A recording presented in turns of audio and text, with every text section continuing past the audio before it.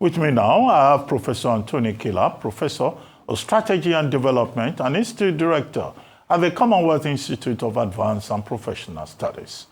Professor David Aworawo, Professor of International Relations and Strategic Studies at the University of Lagos, as well as Jide Ologun, legal practitioner, national development advocate, and fellow of the Institute of Leadership Coaching and Strategy.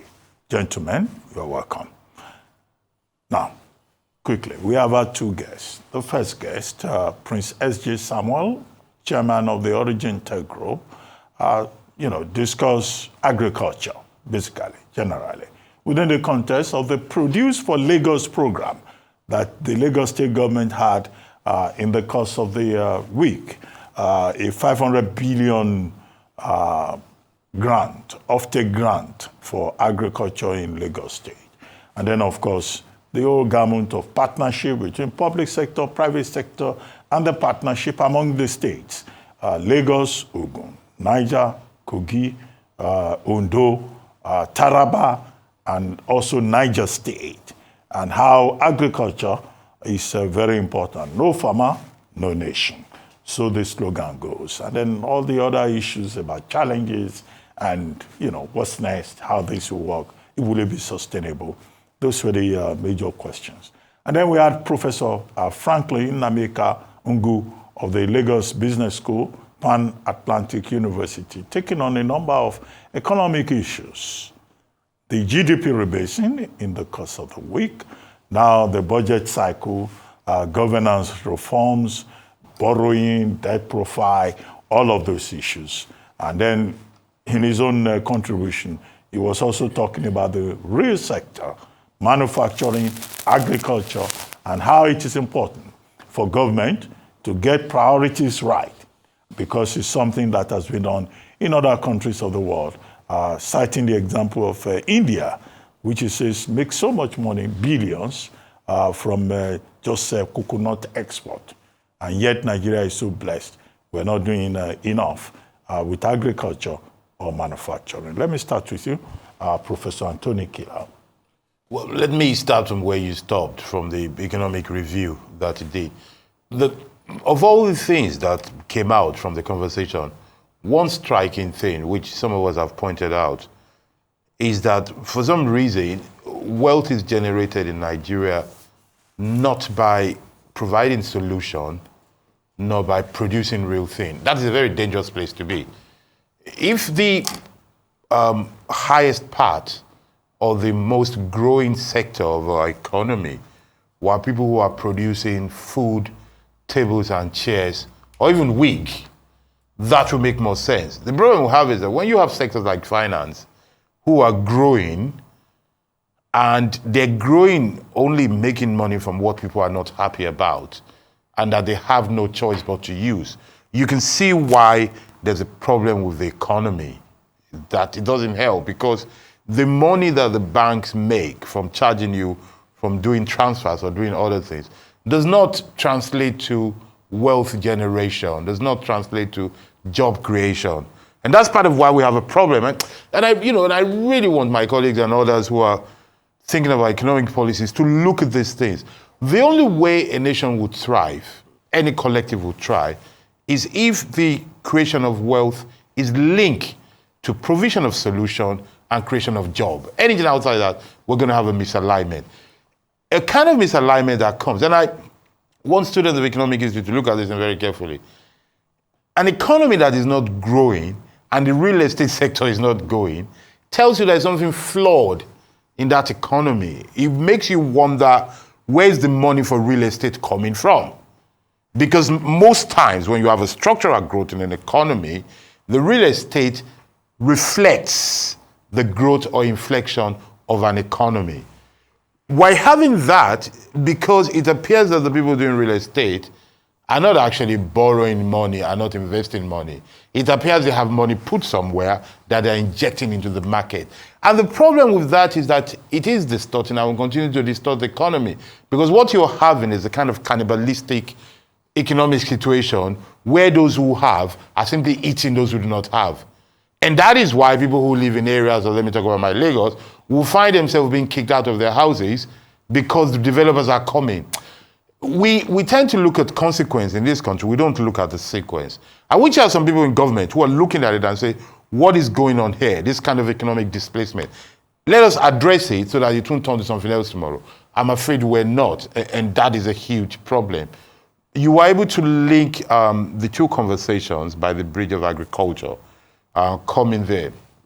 I believe that the initiative of the Lagos Agri program, Produce for Lagos, Producing Lagos, is a good idea. It is not as revolutionary as it sounds, most of it, because these things, starting from Operation Feed the Nation, those who read policy document will see the root of all these things. But I think it's a good thing that they're doing it. We just have to hope that the program is beneficial to real agric operators. And I use that term, I didn't say farmers. Agric operators that will cover the whole chain of agric. I would like to see policy that understands the real issue of a sector they are dealing with. Broadly speaking, there are 4 things that the agric sector normally needs. Number 1 is access to land, to either produce, to rear, to generate, or to do anything. And it would be good if the government said, this is what we're doing to provide land, because they have monopoly or they can have monopoly of the land. At least they can dispose it more than individuals. And if they want to encourage, they can do something about that. The other issue that it tends to have is infrastructure and technology to produce and to distribute. It would be good if they intervene in that. The third is capital, which they tend to be talking about. The fourth is security. It would be good if there's a clear policy to say, this is what we're doing to make land secure and producible. Okay, Mr. Ologun. Thank you very much.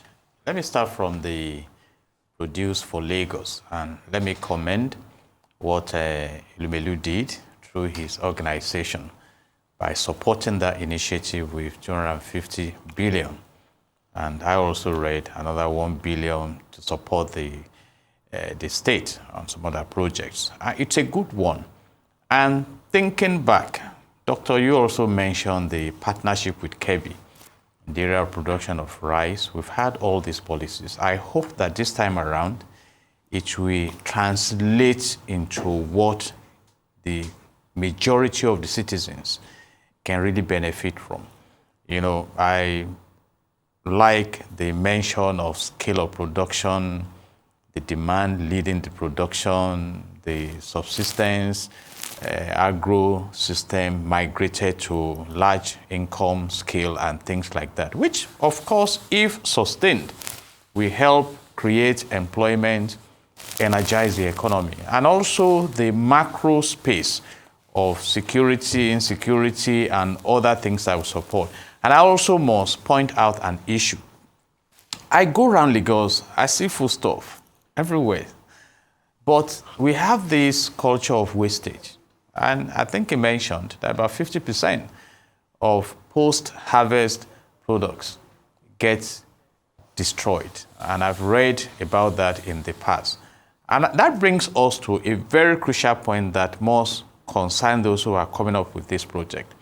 If you look at Proverbs 12:27, Proverbs 12:27 says, the hunter, the lazy one, does not roast what he catches when he goes hunting, but the wise man treasures his possession.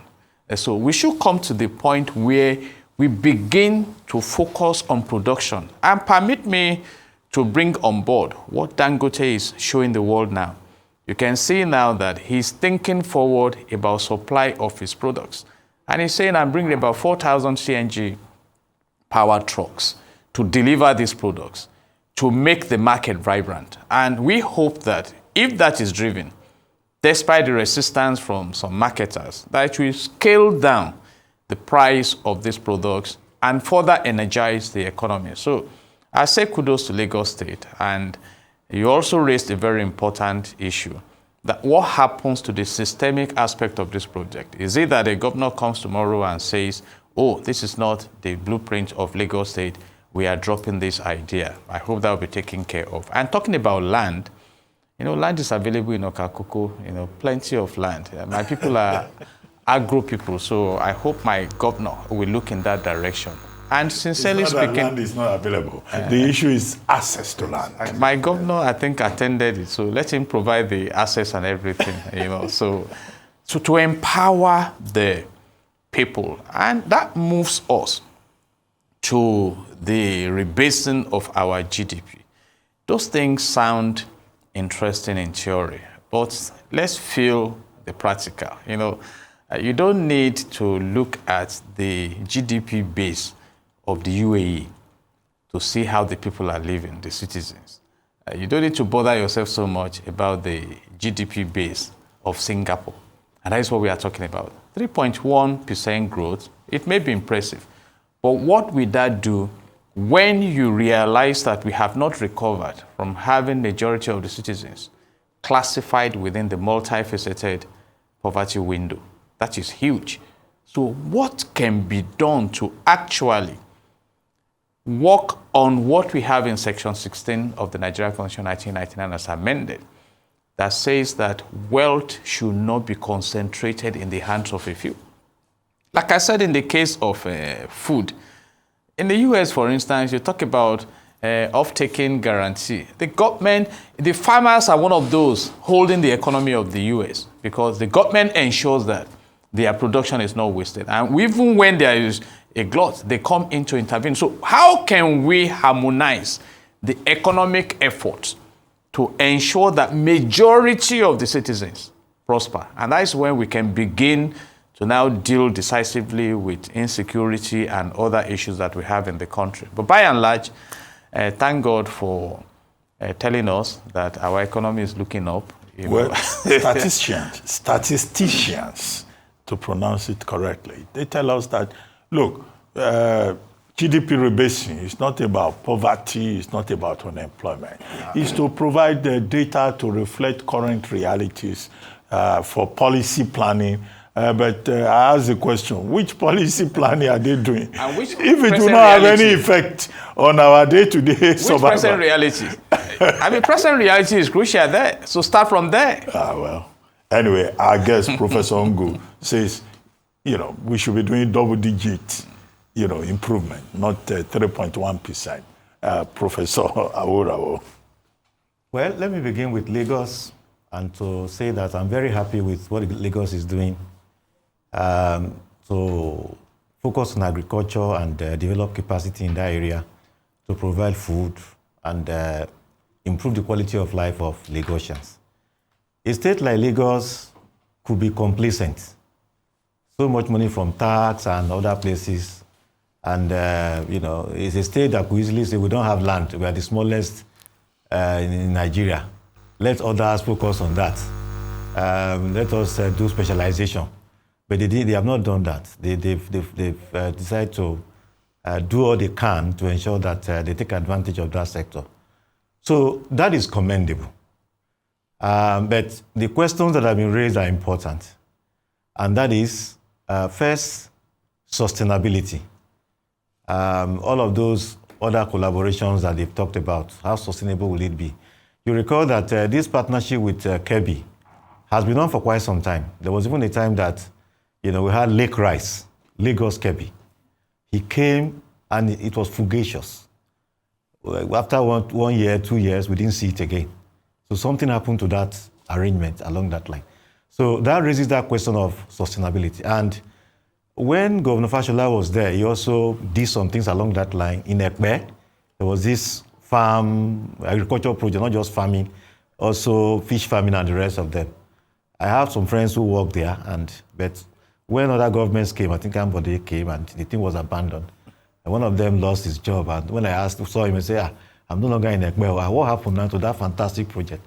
He said, they had abandoned it. So the point Barrister Ologun made about what happens when a new government comes. I mean, these are projects that there should be continuity. Then finally on the agricultural thing is this wastage of, I don't think it's over 50%. I mean, that is exaggerated.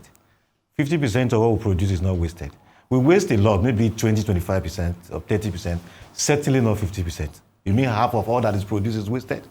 That figure is exaggerated. But a lot is wasted and it needs to be addressed.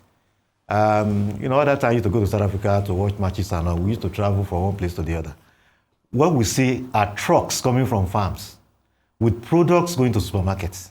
They're already processed, they're already packaged, straight to supermarket. So the value chain, I mean, they make a whole lot from all of that. There's no wastage to start with. And then all the other things that go along, they take care of it. That is the kind of thing we should be doing. So this farming initiative should have something like that. How do we process what we have so that we can take advantage of that and also reduce wastage? I hope that the government is also thinking along that line and add that component. Then on Professor's submission, I agree with him. Rebasing, yes, so provide statistics for us to be able to address the economy and other social issues to plan and more properly. That is fine. I'm also happy that the economy is growing, at least. This is not the only, 3.1%. Yes, Bismarck year over year. Bismarck Rewani also did some analysis in his own, and there seem to be an alignment along that line. That should make us happy. But like he said, that is not enough. We need to do a lot more. And these things also need to go beyond figures to help people live. I also agree with Barrister Ologun. When you go to UAE, you see the standard of living. In fact, the cars you see at the airport will tell you the level of this, It's as simple as that. So when you talk about figures, that's why we talk about GDP and GDP per capita, to have some sense of, okay, if we break this down to individuals, what does it translate to? And of course, distribution. What percentage has much of the country's wealth? Then two things to conclude. Debt. It is frightening. 21-point-something billion and then more was what has just been approved by Senate for government to borrow. Nigerians should be afraid of the way government is borrowing. So what he says, he even puts it mildly, I'm frightened. Because all the debt Nigeria had in 1999 that President Obasanjo worked to clear was 34 billion, borrowed from independence till 1999. We have never borrowed 10 billion before in one fell swoop. And we're borrowing 20-something. We should be frightened by that. It's unsustainable. It's as simple as that. And I also think that there are voodoo figures that government agencies are giving. They are saying that our debt has reduced. 3.something billion was paid the other time. If you are owing 10 million and you pay 1.5 and you borrow another 7, how can you be less indebted? So anyway, I hope government will pay attention. We don't need this debt. And part of that debt, right? Part of that debt is to pay pension. So when you are talking about, if they use it for productivity, it's good. A lot of people will not be used for any productivity. To pay pension and other things. And then finally, talk about economic impact assessment. If we have to be honest with ourselves, if we do economic impact assessment of projects, Lagos, Calabar, Coastal Highway would not attempt it now. It's a good project. I will benefit from it. But if we do economic impact assessment, Lagos Calabar Highway will be like down. There are other things that we can invest in, power and other things, that will give us times 100 what that economic benefit of that. So all of these things are things you are saying so that government moving forward will be guided in policy making and implementation. Well, the argument of the government is that Lagos-Calabar Coastal Highway is a legacy project. It will reduce travel time. It will open up that corridor. And people like you, where's that your state again? Edo State? Delta State. Yes. Maybe you will be able to get to Delta State in 2 hours. I already said I'll benefit from it. But I'm talking about economic impact assessment. If you take that, it will be all the beachfronts will be opened up, real estate will be opened up. That's what the Minister of Works has been saying. Anyway, let's take another subject. On a happy note now, something to celebrate. First, the WAFCONs, but before then, my friend Monday Ubani, SAN, today is his birthday, so I hope he knows it has implications. Happy birthday to him. And just as I congratulate Monday Ubani, let us also congratulate the Super WAFCONs.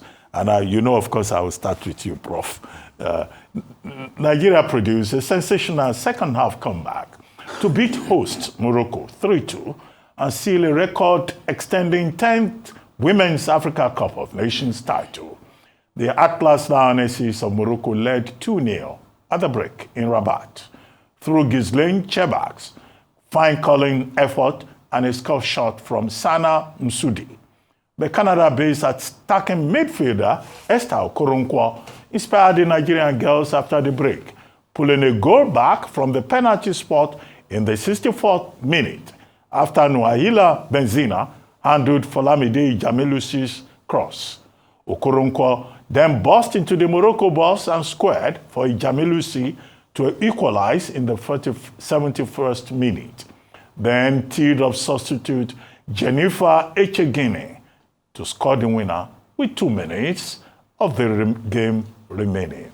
Mission 10 accomplished. 10 out of 12 episodes of the WAFCON, and it's the Super Falcons reigning, soaring like the true Falcons that they are. And indeed, it was a very superlative performance throughout. Up to the final, I think they had only 1 goal against them from South Africa, and then yesterday 2 from Morocco. But they came back during the second half, shooting from every angle, and they did us proud. Congratulations to the Super Falcons, and President Tinubu has already congratulated them. Well, Professor Aworawo, I know in your younger days you used to play football, so let me start with you. Yeah, I played football. I also did high jump. I used to jump above my height. Yes. I used to jump above my height. That's why many Olympics after that I used to follow high jump. Yeah. Anyway, Super Falcons. 6 things I want to talk about very quickly. I hope in a minute or 2 I'll be able to talk about them. First is the congratulations. Congratulate them. Congratulate those who support them. Congratulate Nigerians for the victory. It was dramatic. Then 2, the resilience. There's a lot to learn from it. Never give up. It reminds us of the semi-final, Nigeria versus Brazil in Atlanta Olympics. Yeah, we thought it was over, but the boys came firing, Ikweba, Kanu. Before you knew it, we were into final and eventually won the gold medal for the first time for Africa. That's 2. Then 3, officiating. Nigeria could easily have lost that match. When that lady handled the ball, the referee pretended not to see it until the VAR called her back. And very glaring. And then she reversed to give the one that was not a penalty against Nigeria later. The VAR again called her back and said, what did you see there that looked like a penalty? So officiating, CAF, FIFA, all of them, they should pay attention. Because the worst match is one in which referee's bad decision decides the outcome. And then 3, the third one is linked to the second. When that handball was, when the penalty was given, I expected the captain of the Nigerian team to go and meet the referee and do like this as they do usually. Do like this, go and check the VAR. But she never did. They were almost paying the penalty before the VAR said, no, come and see. We can't see any penalty here. Anyway, moving forward, they need something like that. Because nobody will fight for you. You need to fight for yourself. In life, there are positive fights. And that one that you didn't do and they say you did it, you need to fight. Then number 4, the Nigerian team, yes, we've done well in Africa. But what about globally? What about the fact that others are catching up? Because really, if we look at it, others are catching up. There was one time we beat South Africa 8-0. But we struggled just to get 2-1 in the semi-final to get to the final. This time around, we beat Malawi, Zambia. Zambia 5-0. 5-0. Yes. Despite the fact that they have Banda. Yes, an international. So we need to continue to improve. That is the point I'm making, so that we can continue to do well in Africa and also match others globally. Then 5th, there seem to be some issues with the team outside what we see. If you watch Ajibade when she was in the post-match comments after the match against Zambia, she said, there are other things behind. There are other things that are not in the open, but we are trying to overcome them to be able to play. So whatever those things are, these are things that they need to address if the team will play well. If the team will do well, everything needs to be covered. And then finally, there are bonuses. You recall that in 2016, when Nigeria won this thing in Cameroon, the girls seized the cup because they refused to pay them their money. Yes. Fortunately, we have a new government. Nigeria. Yes. Those are the things behind. Yeah, well, maybe some of those things behind, I don't know.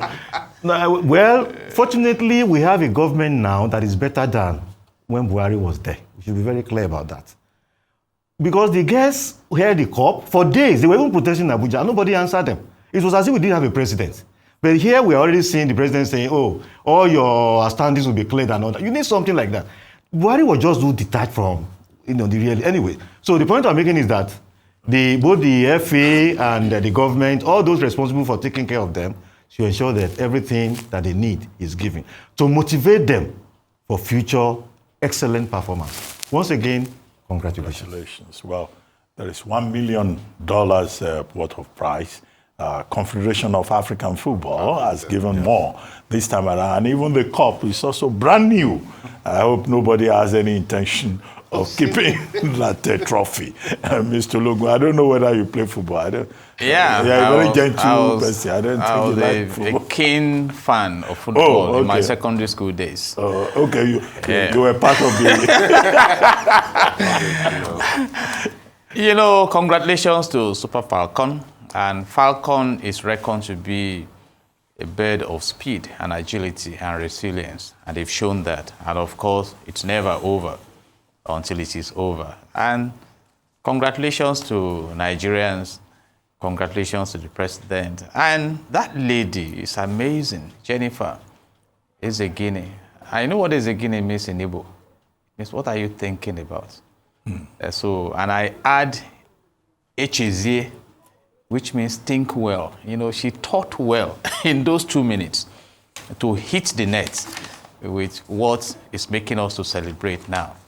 And as we look forward to Brazil in 2027 and another episode next year, I hope we sustain it. So those things behind that may discourage them, we are appealing to the government to take care of them so that they can be highly motivated and inspired to go out there. Really, victory unites, and people like to celebrate victory. I don't want to imagine the Falcons losing that match. What would the mood be in this country? In fact, in my family WhatsApp, Aworawo, it was hot when the match was going on. A different analysis, and at the point they were telling my senior brother Freeman to cool down. Calm down and let's watch this thing. So we thank God for victory. We truly rejoice with the nation, and we wish the country more victories. I think all the girls did well. You mentioned Jennifer Ezegini, but Rashida Tajibade, all of them, yes. The captain, was player of the tournament. Esther Okoronko was player of the match. Chiamaka Nadozie won the goalkeeper trophy. And I think all of them did very well, including Chioma Okafor, who chose Nigeria above Malawi, where the mother comes from. I think, these are true patriots, and they deserve to be really, rewarded and congratulated. And these are the people who want to see on national honors list, not Babariga swinging people who have not done anything. Professor, let me come to you. Well, And their coach, their manager, Justin Madugu, he did well. Each time he substituted. You saw something. The game will change. Not every coach or every manager can read the game. It was as if he was reading the match along with me. We are all coaches in Nigeria. Well, all fans are coaches. Let me add my congratulations and express joy in the victory, because the country needs any kind of victory that can come along, and this is a very delightful one. By the way, if that lady had not played for Nigeria, she would still be a patriot. She had a choice to make. She made one. Let's not categorize people only when they do things that favors us. She could have done anyone. For me, she should have been a patriot. No, but she said it was her decision. We have people like Favor Ofili, who have gone to other countries. And then fine. You have people like Chioma Okafor, who say, no, I'd rather identify with Nigeria. And you have your sister in England, Kemi Badenoch, who is, Badnoch. That's the correct pronunciation. Who says she doesn't want to identify with Nigeria. And I think for everybody is legitimate. This is nationality is fluid, and everybody should identify with whatever they want to identify, and we should measure him on other things. Congratulations to the Falcon. The rest of us have some lessons to learn from the victory of the Falcons. Number one is the idea that sweat, skills, commitment is the kind of victory we want to celebrate. The victory of the Falcon was neither mischievous, miraculous, nor privileged. You can see from day one they were playing. You can see how many goals they conceded. You can see why they should be the champions of Africa. I like those kind of clear, logical things, not the ones where some people just turn one thing. You don't know how they got there. You don't know how they became lead. This is the kind of thing we should be showing our young ones and even the elderly one. The other thing is technology. Professor Aworawo will talk about arbitrage, the refereeing of the match, and the intervention of technology. Let us be very clear. There's a lesson for the larger Nigerian cycle. What is going to help us in this country is the deployment of technology. If we leave things in the hands of individuals, they can use discretion to be mischievous.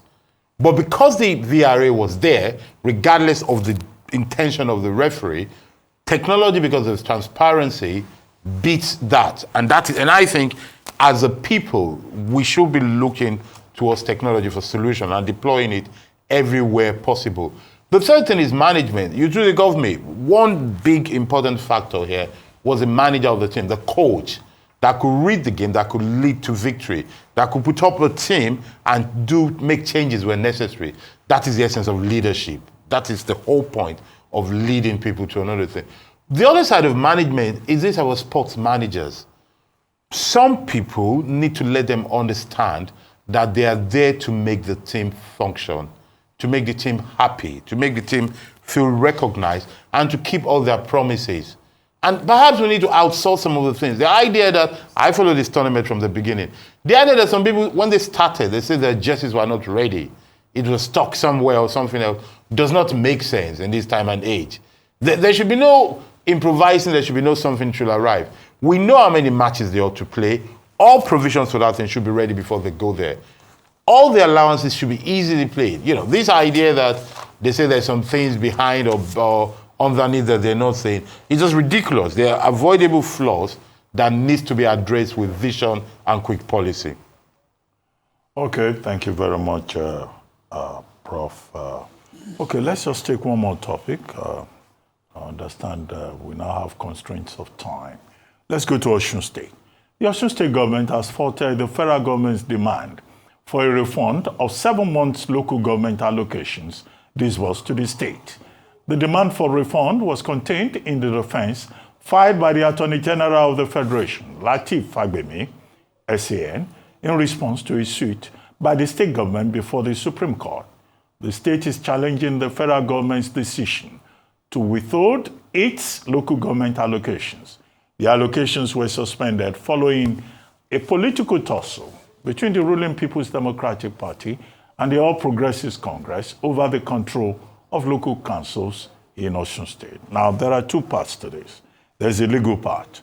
The state government going to court saying the federal government has no right to withhold its due allocations since March. The federal government says, well, there was a July 11, 2024 ruling by the Supreme Court. Now, Osun State says, well, why is it only Osun State that you are focusing upon? That this is a case of political witch hunt arising from the controversy over whether it's the APC or the PDP that has the legitimate right over local councils. And then in between that, you have the Minister of the Blue Economy saying, well, it's not even going to run in 2026. So there's politics, there is legalism, but who suffers at the end of the day? Should politics override the rights of the people? Professor, let me start you. Well, I'm here as a rhetoric question. Obviously, partisan politics or any kind of politics should not override institutional and legal rights. And wherever we do that, you know, we're dealing a blow to the law. That thing is called vulnus in legal terms. We're dealing a very bad blow to the law when we do it. You see, ideally, what should happen is that regardless of what party one is, there should be some institutional processes that should be untouchable. You know, it should be blind, it should be automatic, you should have no power over that. And I think here, let me say directly to the President of the Republic of Nigeria, reminding me when he was governor, that when these issues, when, you know, funds were withheld. Those of us who frowned at it are frowning at it today. So if somebody can intervene, it should be done. A good case should be made by Osun State. A clear case should be made by the AGF. And it should be clear to everybody if they should get it or they shouldn't get it. There should be no if doubts. There should be no reason to be able to make a case saying they're politically winch hunting us. You know, that is, to say the least, it is retrogressive and it does not speak well of a country like Nigeria or what we aspire to be. Mr. Ologun. Thank you very much. You know, legally speaking, I think these issues should be further clarified. Because I don't know why Supreme Court will make decisions and it becomes a football match amongst those who are expected to comply. And Osun State has been informed that the case, the president of Lagos State does not apply in this situation. And some are asking, is it the state that should even be bothered when there's already a decision that allocations should be directly to the local government areas, even though we know that after that decision of the Supreme Court, moratorium was given to some governors. About 4.5 trillion naira still went to governors instead of going directly to the local government area. Even till now, that decision has not been fully implemented. So you have all these issues complicated. No, but Mr. Logan there, Section 162, which talks about state joint accounts, local government accounts. That has not been addressed. And it's one of the things that people have brought up in the constitutional amendment process. Even beyond that. That while the Supreme Court ruling is there, you really need to work on that section of the Constitution. Even beyond that, His Excellency, the former governor of Lagos State, Babatunde Raji Fashola, came up with another issue. That even if you give the local government the autonomy, some of the assignments of the local government will require land usage and things like that. So what do you do to that when the state is still the one? So I throw this back to the National Assembly. Though some jurists will argue that once the Supreme Court has interpreted, then do you now need to go again and be tampering with the Constitution? But I leave that to those in the National Assembly who, by Section 4 of our Constitution, are empowered to make laws for the peace, orderliness, and good government in Nigeria. But I think all these ones are political, and you ask the right question. That is it about governance or about politics? Because right now, for those who perceive it that way, it's like APC is trying to, strong-handle PDP in Osun State to also decamp. Because right now, you only need 3 more senators in the Senate and it's to have 2/3 majority. So for anybody to suspect that, let's be clear. For anybody to suspect that the government of the day is for the interest of his party, hampering any other form of government, any type of government, it is a crime against democracy. We have to be very clear about that because it is one party in today. You don't know who's going to be there tomorrow. So we should be very careful what we do. There are other ways of doing politics, the other way of governing, but whatever we do, the government of the day has the duty not to appear to victimize, marginalize, or destabilize any member of opposition. In fact, one other leg of the narrative is that the President Attorney General of the Federation was counsel to Osun State and former Governor Adegboyega Oyetola of Osun State. And it's on the basis of that the Adeleke administration is saying that this is all about politics and about the 2026 election. Let's listen to Professor Aworawo. Well, it's well said. It's clear. It's politics. And just like the Osun government is asking, why single out Osun? So, I mean, the politics there is clearly established by the fact that focus is on Osun. The second is the Supreme Court. Supreme Court is losing the respect we used to have for it. I must say this.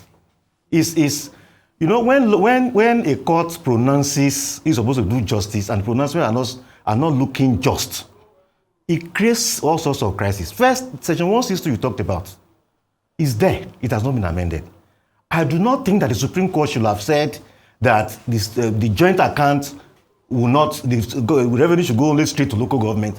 When that section, the Supreme Court does not make law. It interprets existing laws. We are not idiots. So even the Supreme Court itself has even joined politics in many of the rulings in recent times. And it needs to be careful. In the days of Puta, Defarage, we know how the Supreme Court was held in high esteem. It is the Supreme Court that people are now abusing, like it's Jankara. So, no, speaking seriously. No, speaking seriously. So, the Supreme Court, I beg of you, just interpret the law. Don't allow these political shenanigans to drag you into the mud. It's dragging the entire judiciary into the, and it's part of this confusion. That is just like Professor Ologun has asked. Yeah. When the Supreme Court has ruled, why is anybody still asking questions? We're asking questions because Supreme Court has ruled unjustly in many instances. The intervention of the Supreme Court so at all times. The intervention of the Supreme Court, Prof, tell them at all times should appear clear, final, and just. Lord Yeah. Exactly. Of appeal and Yes. all that, but I was a bit uncomfortable with the word Jankara. One man was once charged for contempt for using the word kangaroo court. I withdraw Jankara and I say, well, below expectation. Okay. That's manageable. Well, finally, Prof, get ready. I'm coming to you. Cambodia and Thailand, it said the other had launched artillery attacks across contested border areas early on Sunday, hours after U.S. President Donald Trump said the leaders of both countries had agreed to work on a ceasefire. Cambodia said it fully endorsed Trump's call for an immediate ceasefire. Thailand said, while it was grateful to the American president, it could not begin talks while Cambodia was targeting its civilians, a claim that Pompeo has denied. In the meantime, more than 80,000 Cambodians, including around 25,000 families, have been displaced from Oda Menche, Pria Vihar, and Pusat. On Thailand's side, more than 130,000 people have been evacuated from border provinces into shelters and schools as fighting rages. Humanitarian groups warn explosive weapons used near civilian zones have caused serious harm, with some reports citing damage to hospitals and heritage sites and possible use of cluster munitions, despite both countries not being signatories to the Cluster Munitions Convention. Well, basically, by way of summary, Thailand and Cambodia fighting. We hope that there will be no war. Okay, Prof, very quickly, as we begin to round up. Just to summarize, we can see the humanitarian catastrophe already developing. Cambodia and Thailand should take advantage of Trump's intervention and end the conflict. Okay. Mr. Ologun, very quickly. Thailand and Cambodia, this battle is, started over a century ago. That's true. Because of the temple and the border positioning after the French occupation. So you can see that the bad blood is still there, and a little thing will aggravate situation. But they also should learn. Thailand is about 71 million and Cambodia about 17 million. And Donald Trump is coming in to tell them, hey, my tariff of about 36% is starting on the 1st of August. So you people, you better cease fire and let me position you very well for economic enjoyment. And I think some countries of the world should learn their lessons. What do they gain from all this? Well, the Southeast Asian So we hope it's from ceasefire to peace eventually, as Trump is now taking advantage to shine the light in that direction. We seem to have run out of time, but very quickly, Prof, one word. No, in less than 1 minute. And is anybody who goes to war and causes humanitarian crisis should be declared as reckless and mindless today. There's no reason anymore that people should lead their country to war. Whatever it is, they should find a way to settle it on diplomatic table. They should go and look for people like Aworawo, but maybe yourself, because you have a degree now. Many people don't know international relations. So they should find a way to solve these issues, not going to war. It's barbaric, it's archaic, it's outdated and unnecessary the way these things are done now. Okay, thank you very much, Professor Anthony Kila. Thank you very much, Mr. Jide Ologun. Thank you, Professor Aworawo, who one day will enjoy the Lagos Calabar Twin Village. Anyway, you've been watching This Is Live, the Sunday Talk Show, here on Arise News.